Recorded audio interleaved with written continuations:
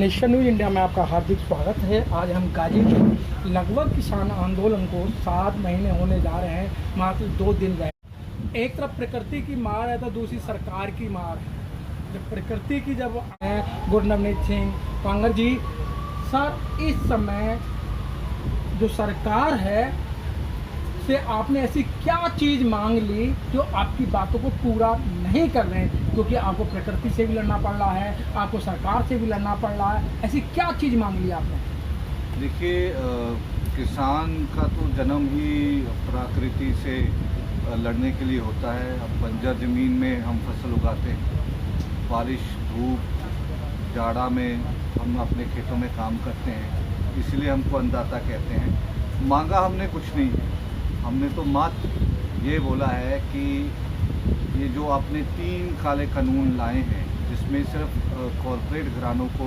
पैदा हो रहा है, इनको वापस ले लीजिए। और जो मिनिमम सपोर्ट प्राइस है, मिनिमम, मैं एम्फसाइज इस बात पे कहना चाहता हूँ, मिनिमम सपोर्ट प्राइस, उसकी आप हमको गारंटी दे दीजिए।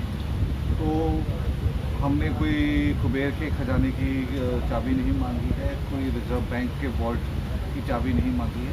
हमने सिर्फ मात्र अपने फसल के उचित दाम की मांग की है, इसके अलावा तो कोई मांग नहीं है। अगर इस देश की सरकार हमको इतना भी नहीं दे सकती तो मेरे ख्याल से उनको सत्ता में रहने का कोई अधिकार नहीं। लेकिन सर, वो सरकार बार बार ये कह रही है कि आपकी 70 साल पुरानी मांग थी कि किसानों की आय डबल होनी चाहिए, कि खेती को डिजिटल तरीके से करना चाहिए। तो सरकार तो जो पुरानी जो मांग है वो उसी को लागू कर रही है आपकी। देखिए, जुमलेबाज बंदा कुछ भी जुमला फेंक सकता है। पहली बात, किस किसान ने बोला डिजिटल खेती हो? खेती डिजिटल हो ही नहीं सकती। क्या लैपटॉप में खेती होगी? बच्चों की जैसी बातें करते हैं। आमदन दुगनी करने की बात गुजरात के जब मुख्यमंत्री थे नरेंद्र मोदी, तो उन्होंने बोली थी। अब मसला ये है कि हमारी आमदन दुगनी कैसे होगी जी? हमारे खर्चे दुगने हो गए हैं। डीजल का रेट कहाँ से कहाँ पहुँच गया है, खाद का रेट कहाँ से कहाँ पहुँच गया है, और महंगाई बढ़ती जा रही है। तो हमारी जो लागत है, लागत दुगनी से तिगनी हो गई है।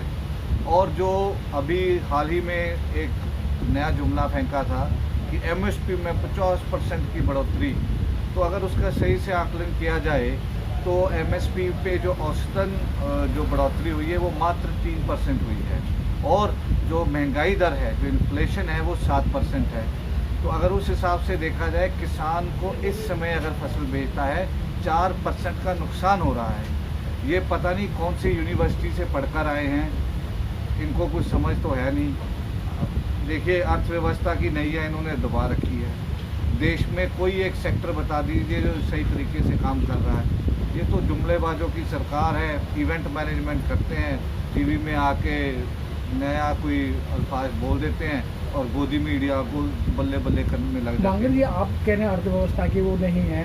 जब पेट्रोल के दाम बढ़ते हैं, हम लोगों से मालूम करते हैं तो कहते हैं कि अगर राष्ट्रीय हित के अंदर अगर महंगाई बढ़ रही है तो क्या नुकसान है? पेट्रोल महंगा लेने में क्या नुकसान है? जी, आप पता नहीं आपको कैसे लोग मिले हैं, कुछ अंधभक्ति मिले होंगे। हम तो जितने लोगों को जानते हैं वो तो गाली दे रहे हैं दबाकर। वो तो कह रहे हैं कि यार बहुत गलत हो रहा है। और सवाल ये है कि यही जब कांग्रेस के समय तेल की कीमतें बढ़ती थी, जब खुदरा बाज़ार में उसकी कीमत कहाँ से कहाँ पहुँच गई, उस वक्त राष्ट्रहित में बात नहीं होती थी कि अब ये जब से दुग्गल जी और कंपनी आई है तब से राष्ट्रहित की बात होने लगी। राष्ट्र तो पहले ही भी था। तब विकास के लिए तो ये कपड़े उतार के, वो अनिल विज जी कपड़े उतार के नंगे होके सड़कों पे घूम रहे थे, ठीक है। तमाम स्मृति ईरानी जी सिलेंडर लेके घूमते थे। बिल्कुल बिल्कुल। और प्याज की माला लेके घूमते थे। आज वो खुद सिलेंडर बनी फिरती हैं जी, साइज वाइज। मैं उनको बॉडी शेम नहीं कर रहा हूँ, पर करना पड़ रहा है। वो मतलब उन्होंने हदें पार कर दी हैं। महंगाई कहाँ चल गई है कि जब तुम करो तो तुम्हारा कुत्ता टॉमी, हमारा कुत्ता डॉग, ऐसे नहीं होता है। ये इनको सोचना पड़ेगा। जो आम जनता बांगड़ है। जी, इस समय कृषि मंत्री जी ये भी कह रहे हैं कि भाई जो सरसों का तेल है उसमें मिलावट हो रही थी, हमने मिलावट को रोक दिया है तो महंगा हो गया, महंगाई हो गई। देखिए, कृषि मंत्री के तो बयान से इतना मेरे को हंसी आ रही है, तो इसका मतलब भी आज तक 6-7 साल इनकी सरकार को होगी, मिलावट रोकने में इनको इतना समय लग गया। ये अनलॉजिकफुल बातें करते हैं, सिर्फ लोगों का गुमराह करने के लिए ऐसे बयान करते हैं। अब ये कह रहे हैं मिलावट अगर इन्होंने रोक दी है तो सरकार क्यों नहीं जनतन करती कि ये कंपनियां मिलावट करती थी, तो क्यों नहीं उन पे मुकदमे दर्ज किए जा रहे? भाई अगर कोई मिलावट करता था तो उसके लिए भारतीय कानून में प्रोविज़न है, उसको दंड मिलना चाहिए, तो उनको क्यों नहीं दंड दिया? कौन सी ऐसी कंपनियां हैं जिनको क्या कहते हैं जो मिलावट करती थी, तो उनको जनतन करें कि ये कंपनियां मिलावट करती थी, इनको ये दंड लगा है। अरे जब कोई मिलावट थी नहीं, कंपनी है नहीं, ये तो बस कह देना है। आंकड़े छुपाने में तो इन्होंने वर्ल्ड रिकॉर्ड बना लिया है। कोविड के आंकड़े, डॉक्टरों की मौत के आंकड़े, तमाम तरह के आंकड़े तो ये छुपा रहे हैं, बेरोजगारी के आंकड़े, तो ये तो छुपाने वाली सरकार है। बांगड़ जी, 2014 में तो जब मोदी जी ने वायदे किए थे कि भाई हमारी सरकार आएगी तो 2 करोड़ नौकरियां देगी और जो किसानों के बिल हैं उनको माफ़ कर देगी, जो कर्जा लिया उसे माफ़ कर देगी, लेकिन 2019 में तो कोई वायदे नहीं किए, तो फिर आप लोग बहकाए में क्यों आ गए? देखिए, कुछ किसान भाइयों ने उनको वोट डाल दी होगी। भाई हमको तो पहले दिन पता चल गया जुमलेबाज कंपनी है जी। हमने तो नहीं वोट डाली, कभी भी नहीं डालेंगे। जिस व्यक्ति के ऊपर खून नहीं, मैं कहूँगा लोगों के कत्लेआम का जो बंदा दोषी हो उसको मैं तो नहीं वोट डालूंगा, मेरा ज़मीर इजाज़त नहीं देता। सर, किसकी बात कर रहे हैं आप? जिसकी आप बात कर रहे हो, आप 19 में कौन आया है? नरेंद्र मोदी जी।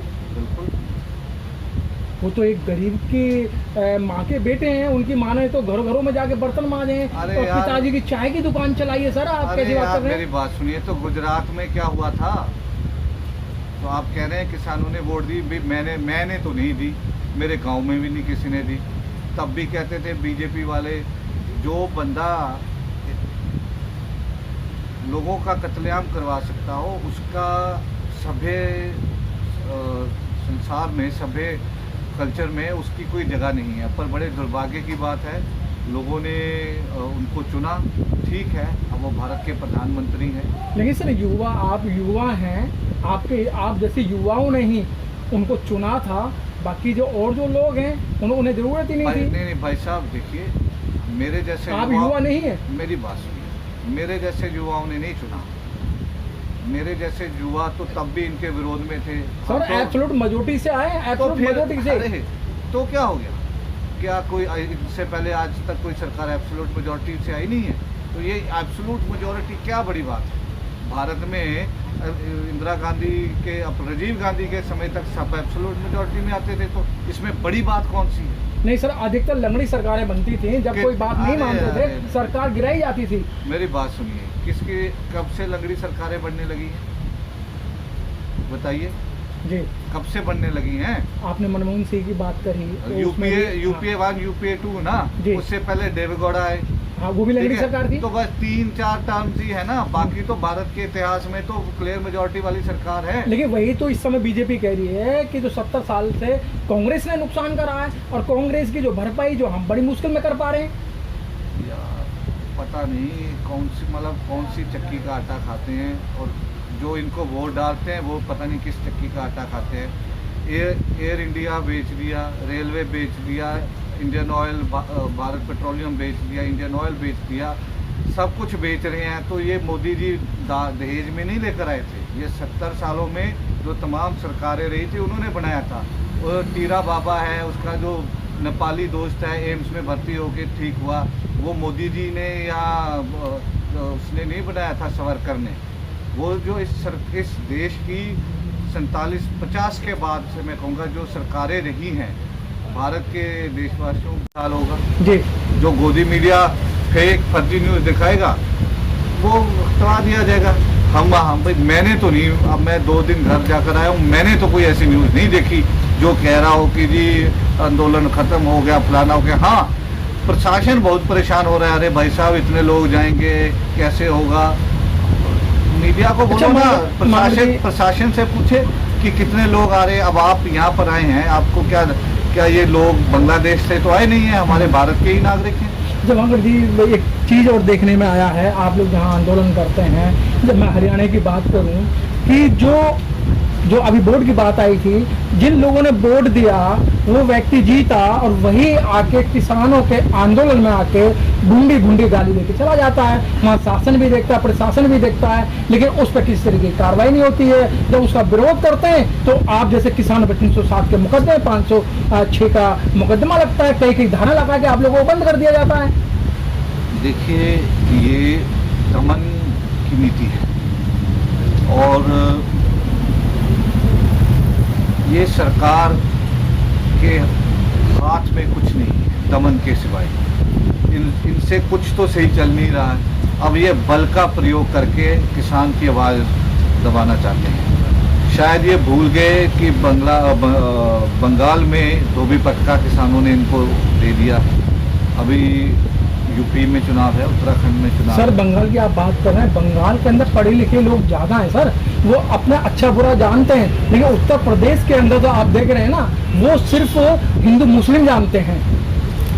देखिए, ये आप जानते हैं सर, मेरी बात, मैं आपको एक बात समझाता हूँ। देखिए, ये अपनी अपनी समझ की बात होती है। हो सकता है आप ऐसे लोगों को ज़्यादा जानते हैं, पर हम जिस जगह रहते हैं, जिस इलाके में रहते हैं, हमारे वहाँ पर तो आज तक कभी ऐसा माहौल नहीं हुआ। हमारे लिए तो सब बराबर है। तो किसान हिंदू भी है, किसान सिख भी है, किसान मुस्लिम भाई भी है, किसान ईसाई भी है। ठीक है, तो इस लड़ाई में हम सब इकट्ठे हैं। हम इकट्ठे पहले भी थे।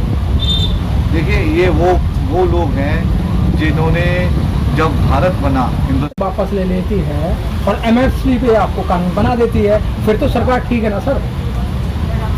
नहीं। क्यों? क्योंकि सरकार ने कानून बनाया हुआ है कि 14 दिन में गन्ने की पेमेंट मिलनी है, अन्यथा 15% ब्याज देना है।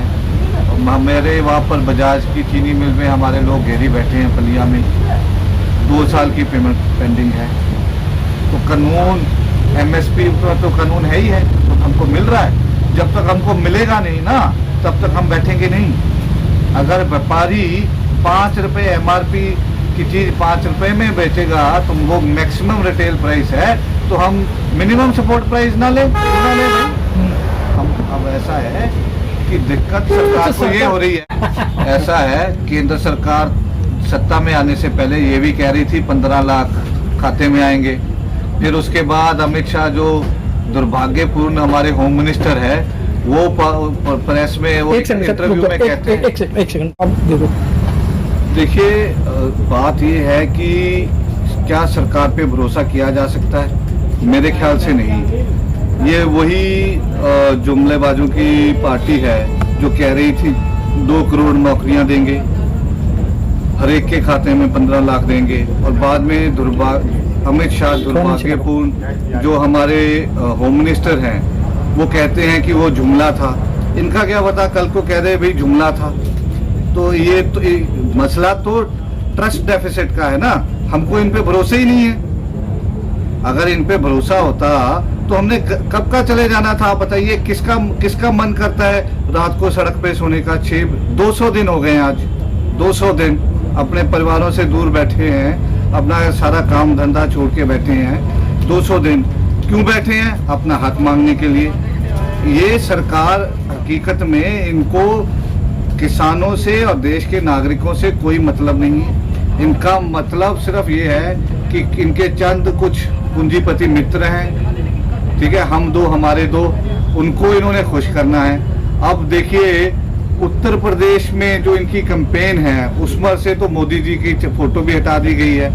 अगर अब भी आप जो गोदी मीडिया या देश के लोग समझ रहे हैं कि मोदी जी की बल्ले बल्ले है, तो हम तो कहते हैं ऐसी बल्ले बल्ले ज्यादा हो।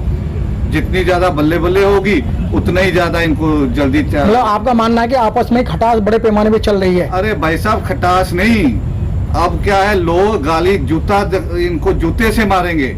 अब इनको इस चीज का लगा रहा है कि भैया अगर मोदी ब्रांड ठीक है, अगर वो लेकर जाए तो लोग चप्पल मारेंगे, तो इसलिए उसको हटा दिया गया है।